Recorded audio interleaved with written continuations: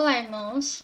Hoje nós daremos continuidade ao estudo do livro de Apocalipse, Revelação de Jesus Cristo. Sejam todos bem-vindos à nossa escola bíblica dominical. Durante algum período eu estarei substituindo o irmão Mateus, que está realizando o estágio dele na faculdade, e também iremos contar com o apoio do irmão Natan. Provavelmente vocês também terão isso com ele também. E hoje nós falaremos sobre a visão das taças com as pragas. Nosso texto áureo encontra-se em Apocalipse 15, versículo 3, e diz assim: E cantavam o cântico de Moisés, servo de Deus, e o cântico do Cordeiro, dizendo: Grandes e maravilhosas são as tuas obras, Senhor Deus Todo-Poderoso. Justos e verdadeiros são os teus caminhos, ó Rei dos santos. Todo juízo divino está sob o comando do Senhor. Agora nós daremos uma pequena introdução sobre a representação das taças. As 7 taças estavam cheias das últimas pragas que representavam uma cena do juízo final. As taças da ira de Deus são as últimas, onde não há mais tempo para arrependimento. Aos ímpios que não se arrependeram, a morte será inevitável pelas mãos do Deus justo. Então o ímpio se deparará com a ira de Deus consumada. Então agora a gente vai ver o significado de cada taça, que são 7, e elas são como as 7 trombetas também. E depois disso olhei, e eis que o templo do tabernáculo do testemunho se abriu no céu. E os 7 anjos que tinham as 7 pragas saíram do templo, vestidos de linho puro e resplandecente e cingidos com cintos de ouro pelos peitos. E um dos 4 animais deu aos 7 anjos 7 taças de ouro, cheias da ira de Deus, que vive para todo sempre. E o templo encheu-se com a fumaça da glória de Deus e do seu poder, e ninguém podia entrar no templo, até que se consumassem as 7 pragas dos 7 anjos.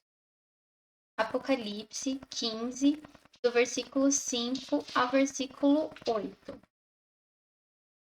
As 7 taças da ira de Deus têm uma grande semelhança com a manifestação das pragas sobre o Egito, mostrando a humanidade dividida entre aqueles que são selados de Deus e aqueles que são selados da besta, que receberam o selo de Deus, e os que receberam os selos da besta. Divididos entre os seguidores de Jesus e os seguidores de Satanás, os que estão diante do trono e os que serão atormentados eternamente. Agora nós vamos ver qual é o significado das pragas derramadas sobre as 7 taças. Então, a primeira taça representa o flagelo sobre a terra. E a gente encontra essa passagem em Apocalipse 16, versículo 2, que diz o seguinte: E foi o primeiro, e derramou a sua taça sobre a terra, e fez-se uma chaga má e maligna nos homens que tinham o sinal da besta e que adoravam a sua imagem.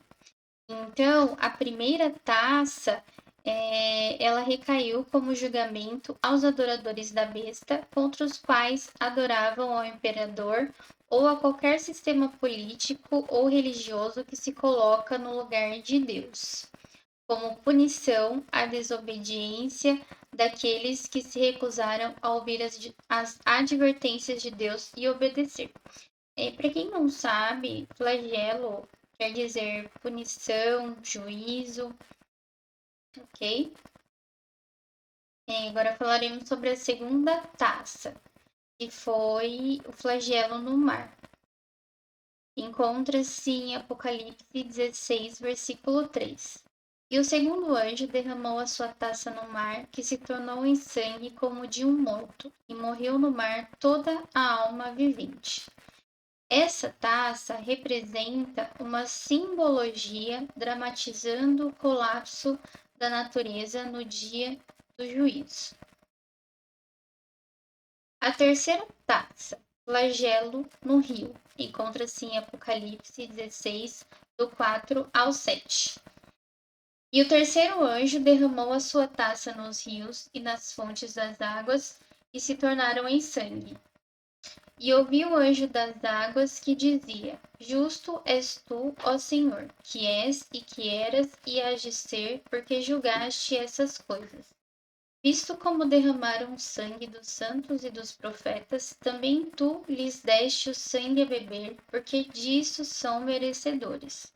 E ouvi outro do altar que dizia: Na verdade, ó Senhor Deus Todo-Poderoso, verdadeiros e justos são os teus juízos.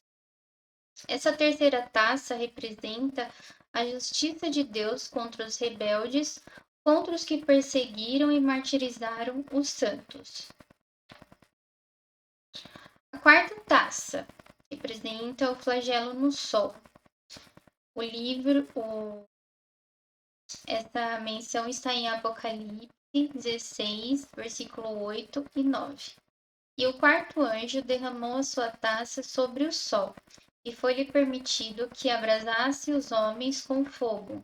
E os homens foram abrasados com grandes calores e blasfemaram o nome de Deus, que tem poder sobre estas pragas, e não se arrependeram para lhe darem glória. A quarta taça representa a punição sobre os desobedientes e blasfemadores, aqueles que permaneceram com os corações endurecidos e se recusaram ao arrependimento. Deus revela que quando suas advertências não são ouvidas, sua punição será sentida. A quinta taça foi lançada sobre o trono da besta, encontra-se em Apocalipse 16, 10 e 11. E o quinto anjo derramou a sua taça sobre o trono da besta, e o seu reino se fez tenebroso, e eles mordiam as suas línguas de dor. E por causa das suas dores e por causa das suas chagas, blasfemaram do Deus do céu, e não se arrependeram das suas obras. Então, a quinta taça representa a punição sobre os seguidores de Satanás, que mesmo sofrendo, permaneceram blasfemando ao invés de se arrependeram. Tornaram seu coração ainda mais endurecido, se fazendo ainda mais iníquos. E eles não são capazes de se transformar em meio ao sofrimento. A sexta taça representa a punição sobre o rio Eufrates. Encontra-se em Apocalipse 16, versículo 12. E o sexto anjo derramou a sua taça sobre o grande rio Eufrates, e a sua água secou-se, para que se preparasse o caminho dos reis do Oriente. O rio Eufrates era uma defesa natural de Roma contra o ataque de inimigos. Portanto, secando o rio, o caminho ficava aberto para ataques destruidores. A sétima taça. A referência encontra-se em Apocalipse 16, 17 e 18. E o sétimo anjo derramou a sua taça no ar, e saiu grande voz do templo do céu, do trono, dizendo: Está feito. E houve vozes, e trovões, e relâmpagos, e houve um grande terremoto, como nunca houve desde que há homens sobre a terra. Tal foi este tão grande terremoto. Então, a sétima taça simboliza a manifestação do juízo final em favor da Igreja e do seu povo. O final de toda a sua história.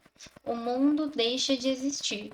Este último flagelo remove o tempo e a história e o substitui pela eternidade, onde a vitória de Cristo é consumada, os reinos deste mundo cairão e os inimigos serão vencidos. A Igreja com Cristo triunfará e Cristo virá em glória, e a história fechará suas cortinas e o fim terá chegado. A visão do Armagedon. E os congregaram no lugar que em hebreu se chama Armagedon. Está em Apocalipse 16, versículo 16. Nessa passagem, Armagedon não se refere ao lugar, citado no Antigo Testamento, que era onde aconteciam as batalhas, as principais batalhas.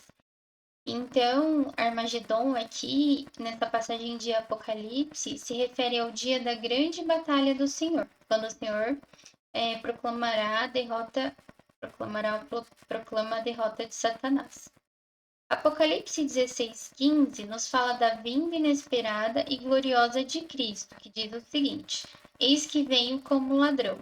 Bem-aventurado aquele que vigia e guarda suas roupas, para que não ande nu e não se vejam as suas vergonhas. Já em Apocalipse 16:16 é revelado que nessa batalha final, Cristo manifestará sua glória e triunfal vitória sobre o inimigo.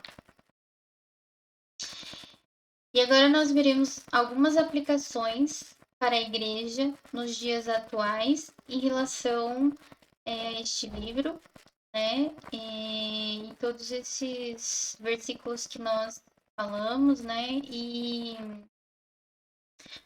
sobre as taças e as pragas. Enquanto o caminho Enquanto o mundo caminha para o juízo final, o povo de Deus e toda a criação o adoram e celebram ao Senhor pelos seus grandes feitos e aguardam em obediência a sua vinda. Devemos nos voltar para Deus agora mesmo, enquanto há tempo, pois chegará o dia em que não haverá mais oportunidade. O juízo de Deus vem sobre os homens que servem a besta e a adoram, sobre o diabo e seus anjos, sobre a besta e o falso profeta, e toda a maldade será alvo do juízo divino, como representado em cada taça que acabamos de estudar. Conclusão. Os flagelos são revelações do poder de Deus sobre Satanás e sobre toda a espécie de mal. A vitória do Cordeiro, Jesus, é o acontecimento final. Será o desaparecimento do reino das trevas e o mundo verá o triunfo do Senhor Jesus Cristo, e toda a força maligna se renderá diante do poder e majestade de Jesus Cristo. Então, esta foi a nossa 10ª lição de Apocalipse.